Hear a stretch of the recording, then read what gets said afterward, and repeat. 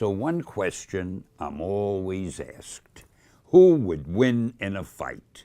Who would win in a fight if Galactus fought the Hulk?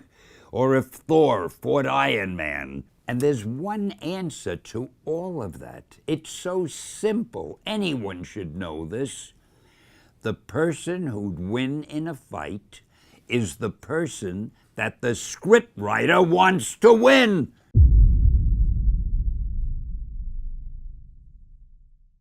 This quote by Stan Lee has been the death of critical thinking and good faith discourse in regards to the topic of power scaling for a while now. Even one of my mutuals was in support of this argument. Obviously, no hate to him, but I do want to go over in this video why I think this argument is 1, lazy, 2, disingenuous, and 3, just a bad argument in general.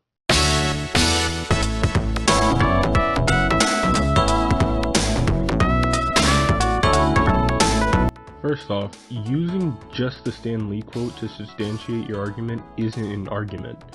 Just because the writer decides who wins and loses doesn't make power scaling bad, or it doesn't make it a not worthwhile activity. People still enjoy pro wrestling, for example, and are still invested in the outcomes of these fights despite the fights being scripted, they're rigged. And that's because people just have fun seeing two people fight and like talking about who's going to come out on top, who's going to win, and for what reason. But even though it's not an argument, let's look at it like it's an argument. Let's really think about what's being said here when Stan Lee is saying the person who would win in a fight is the person that the scriptwriter wants to win. Now, at first, this does look like a rock-solid argument. You can't really defend against it. You know, the writer does choose who wins and loses, right? But here's the thing. The writer still has to explain why that character won, why that character beat this other character. A story still has to explain why the things in the world that are happening happen. But imagine there was an entire series where the main character was just repeatedly bailed out of every situation, regardless of circumstance, simply because he's the main character. Like, that would get boring quick. Okay, that's the only Reality Quest diss in this entire video. Please keep watching. Now, I don't read comics, which is what Stan Lee writes, so I can't really give a lot of insight on that front, but I do read manga, so I'll use this example. Imagine you are watching Bleach. In Soul Society arc, you see Kenpachi and Ichigo about to fight, and instead of Kenpachi, the seasoned veteran, one of the captains of the Soul Society, and hyped up to be this strong character, tanking that hit from Ichigo with 0 damage, Ichigo just one-taps him and then goes to look for Rukia. That wouldn't be satisfying, would it?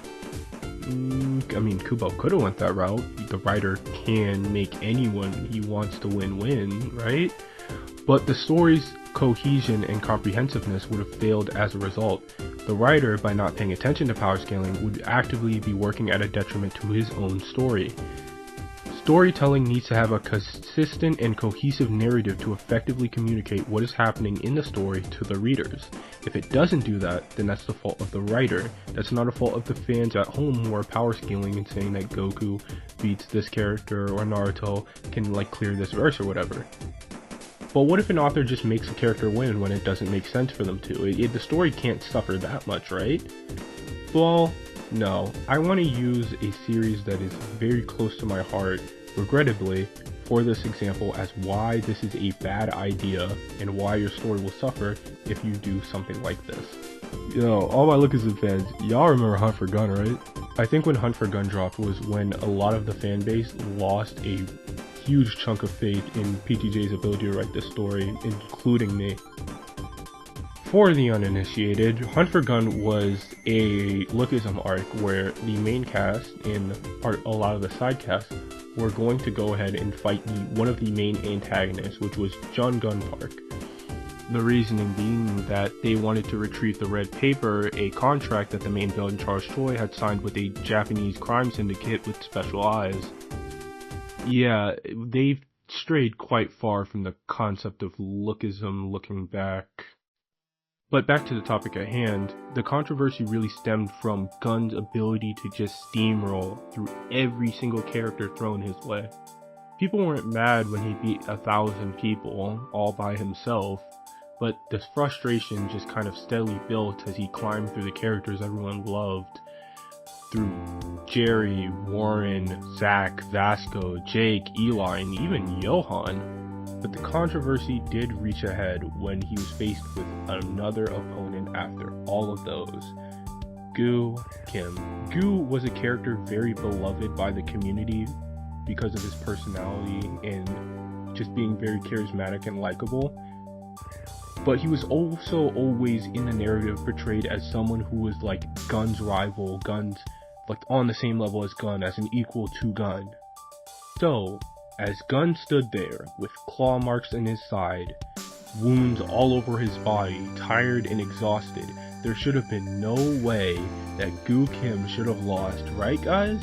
So anyways, it turns out Gun's part of a super strong clan who has bones that are incredibly endurable and resistant to sword slashes, which is Gu's entire fighting style, and then a second stronger UI above the UI that he already had that could activate just by the power of love and friendship, I guess, and it gave him the additional strength to beat Gu with relative minimal damage, and then he went to go fight another stronger opponent after that! Also, I don't know if I told you, but none of this was ever previously established. Nothing at all. Do you see why it's not a good idea to just choose which characters win without attempting to be consistent with all it's already established? I think it goes without saying, but the community was in an uproar, and for good reason. Honestly, that was stupid. Many people, including me, were wondering what the fuck PTJ was smoking to introduce all of this into one arc. Besides, I guess like TUI, I guess it was foreshadowed channeling with like the barely noticeable eye tint that one person on Reddit pointed out.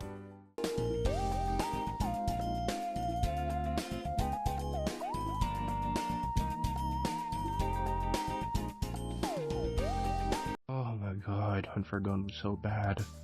But to wrap the video up, hate power scaling if you want. I'm not saying you have to have a Goku themed shrine in your house, but at least make arguments that make sense.